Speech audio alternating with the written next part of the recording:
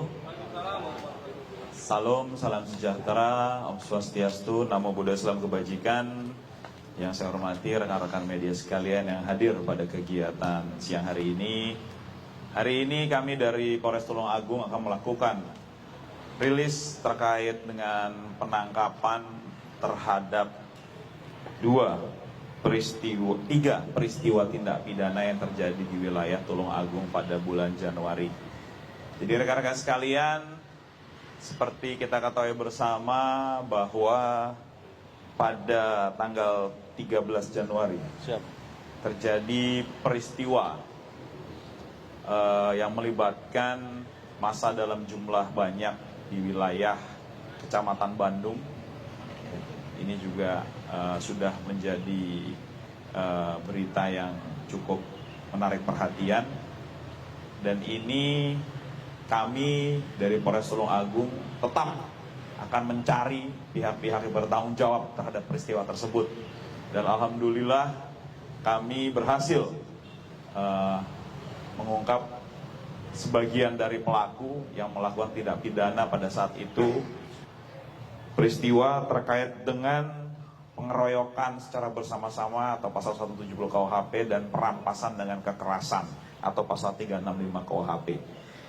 Pada peristiwa ini yang menjadi korban adalah saudara RMY, umur 16 tahun, pelajar, alamat Kecamatan Bandung, Kabupaten Tulungagung. Dan yang bersangkutan saat ini kita lakukan penahanan. Dan yang menjadi miris, yang bersangkutan adalah siswa SMK Muhammadiyah Watulimo, Kabupaten Trenggalek. Terkait dengan peristiwa yang kedua adalah terkait peristiwa 170. Ini terjadi pada tanggal 14 Januari sekitar pukul 2 pagi dini hari. Ini terjadi di Boyolangu, di mana peristiwa ini yang menjadi korban adalah saudara MTR, umur 15 tahun, pelajar, Kecamatan Wonodadi, Kabupaten Blitar. Ini adalah hal yang sangat memprihatinkan. Kenapa?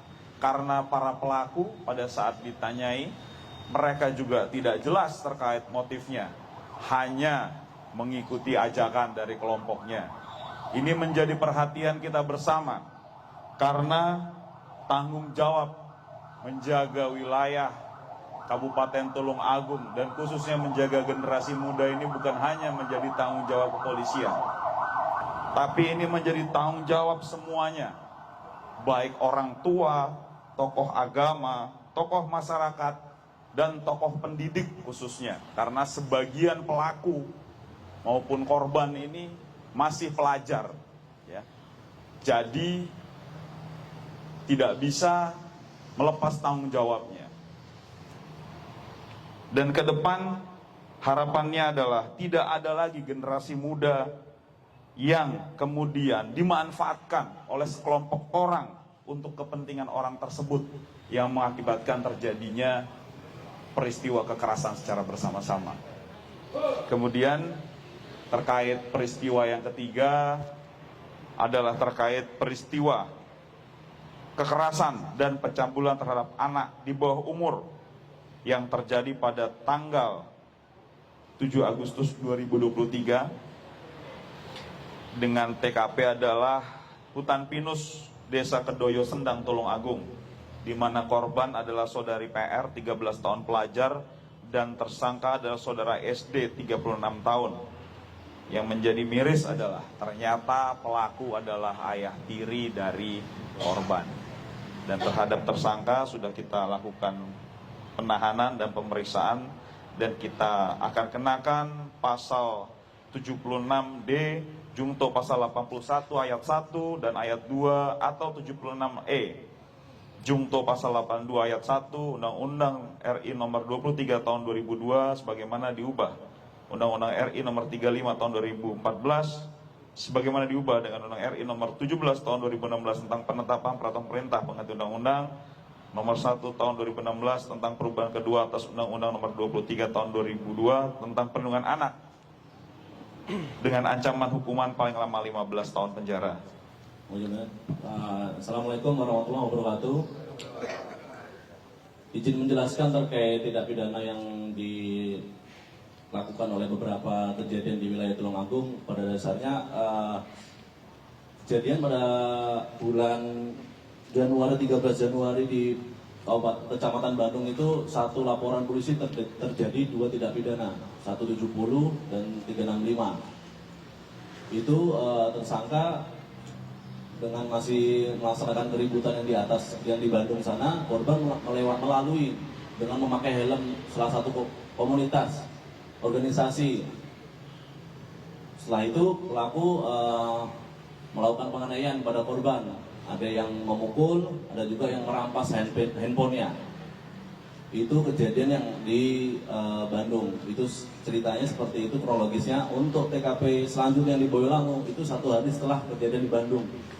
Kejadian di Bandung, korban itu melintas di Talapan Boyolali.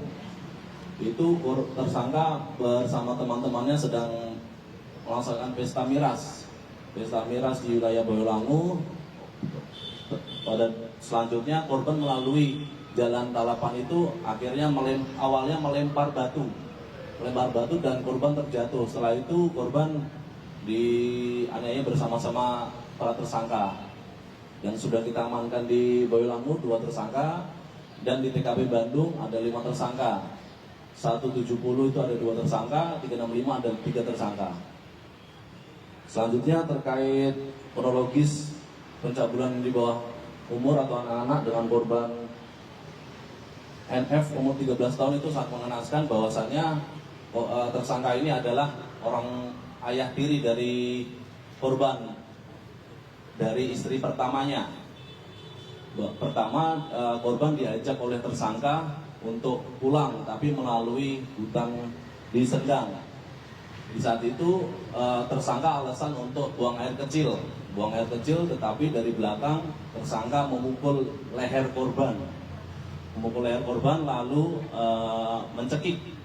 Setelah itu korban tidak sadarkan diri, disitulah tersangka melakukan tindakan bejatnya, melakukan tindak pidana tersebut.